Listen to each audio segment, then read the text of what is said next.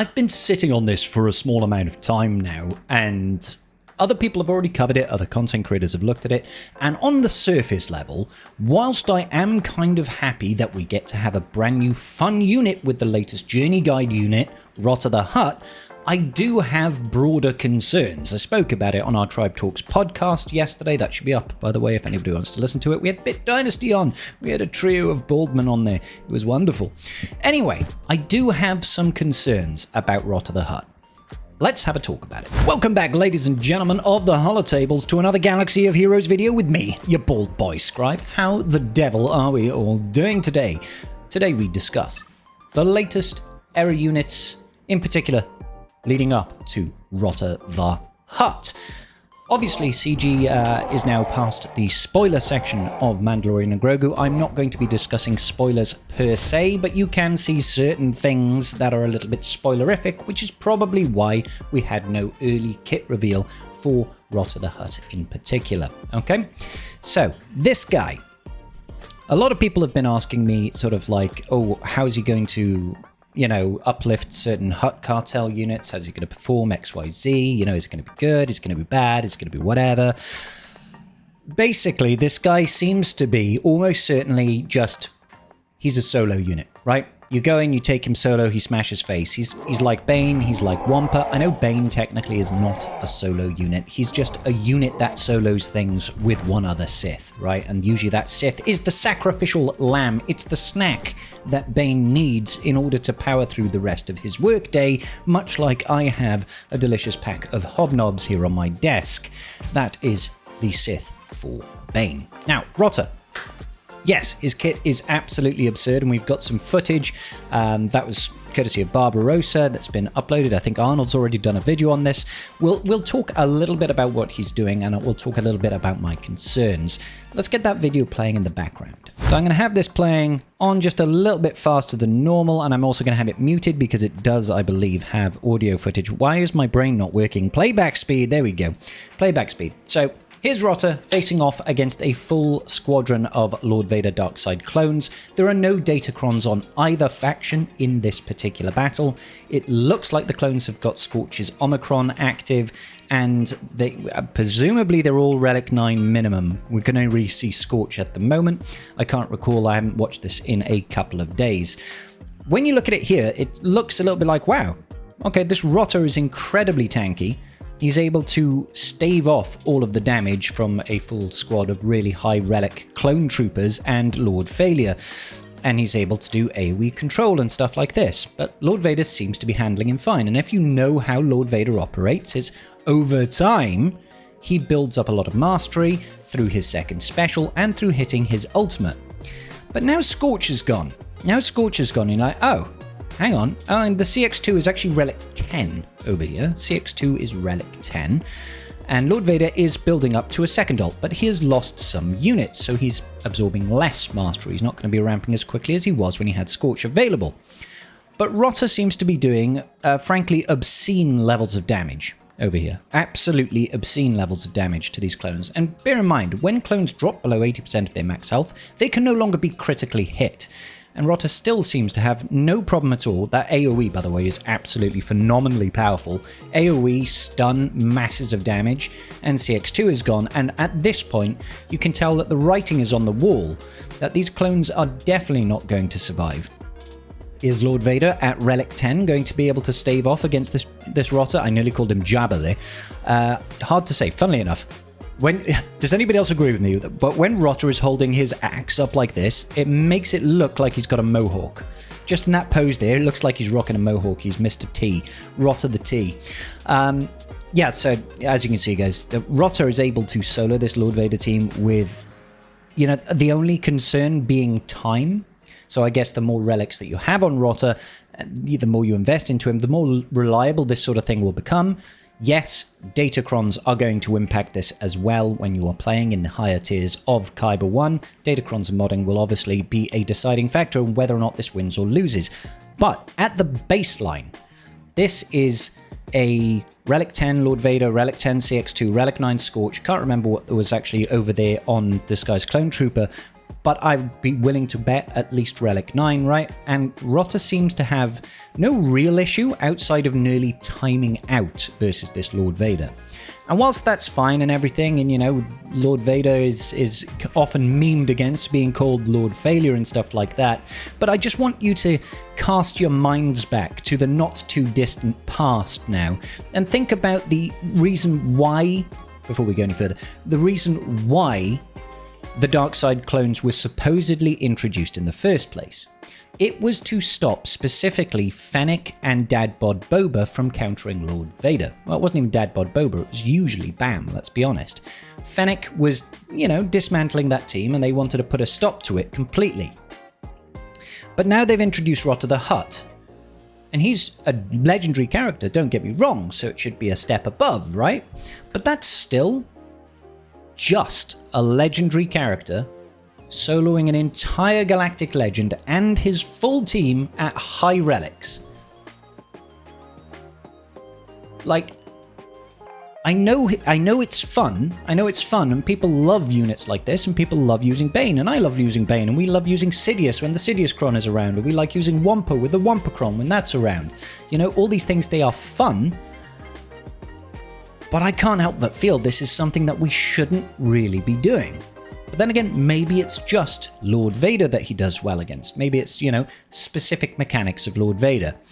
Unfortunately, that's not the case because, you know, JMK over here also struggles massively with dealing with Rotta because Rotta, when solo, is immune to insta-kill effects.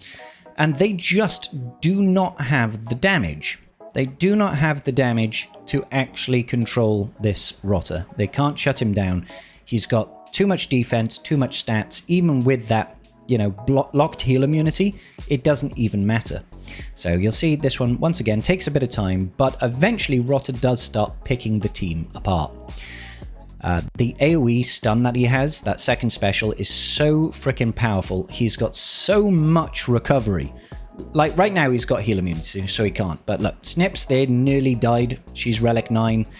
They've got GK and C-3PO, which is a bit of a weird comp, don't get me wrong. It's a bit of a weird comp. But, yeah, just watch this. Like, Rotta nearly dies, and then boom. Look at that recovery. Look at that recovery. He's got, what, 50% of health and max hit points? And he was down to, how low did he get? He got pretty low. Let's speed up through it. Yeah, look, he was in the yellow. He had half health, and he goes from half health, oh no, he was worse than that, he was about 30-40% health, no protection, to boom, full health, and about 50-60% max protection, which is a crazy amount of healing for one ability that he's got on like a 2 or 3 turn cooldown. And it enables this Rotta to stay in the game against JMK, who is a galactic legend, once again, high relic levels, locked heal immunity, and Rotta is just lapping the team.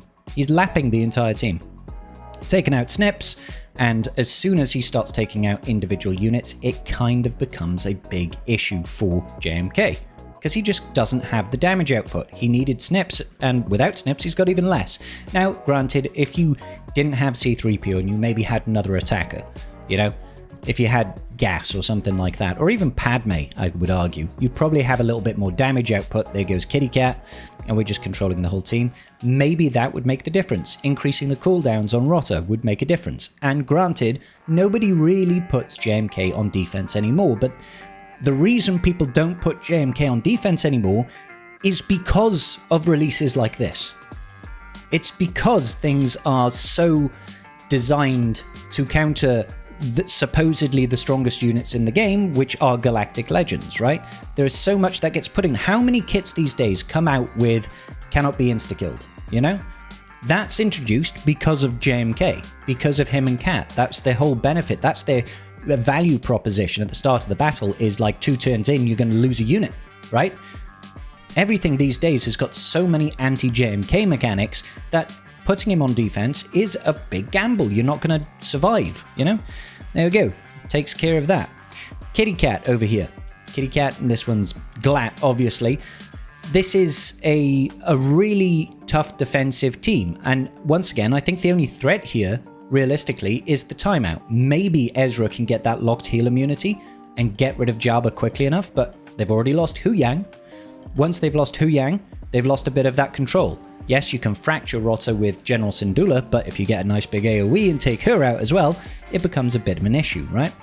As you can see, the big jump, the AoE stuns, it never seems to fail that either. Like, I don't know if it's an irresistible, unavoidable AoE stun, but it seems to do rather good work, generally speaking. Ezra is the only thing really keeping this team afloat right now. It's just a timeout setup. Let's see, does Rotta... I can't remember if Rotta actually wins this. He might not, truth be told. But, the AoE stuns. He's not having the time to build up, but that tail whip, once again, coming in with the good damage. Definitely do want to get rid of General Syndulla over here, because she has that fracture that is a little bit of a pain to deal with. So, land the big old bop. And we just keep on going. Yeah, the General Syndulla, that's a Relic 10 Hera Syndulla as well. Wow. This guy's gone all in on Hera. There's the stun, but I think... Oh, it's looking dangerous for Rotta here. He's got the heal immunity.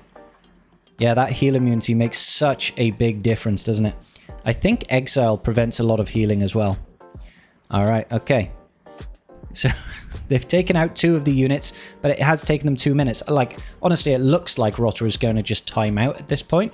Because as you are slowly removing units, especially if you can get rid of Ezra Bridge or Exile, it makes such a big difference to the recovery of their team, the turns that they take, as well as the damage output. Now, eventually they do take him out. Slacker is another weird one, I think. I think Slacker just has enough damage because if you stun Rotta, he will dispel it and then gain some bonus turn meter or something like that, right? But if a GL does it and the stun can't be resisted like with Slacker, he just gains damage immunity for a turn. And Slacker's AI versus solo units, he doesn't tend to use the swipe unless he only has swipe or basic. So he's not ramping his mastery very frequently, right? And Rotta gets a lot of damage immunity.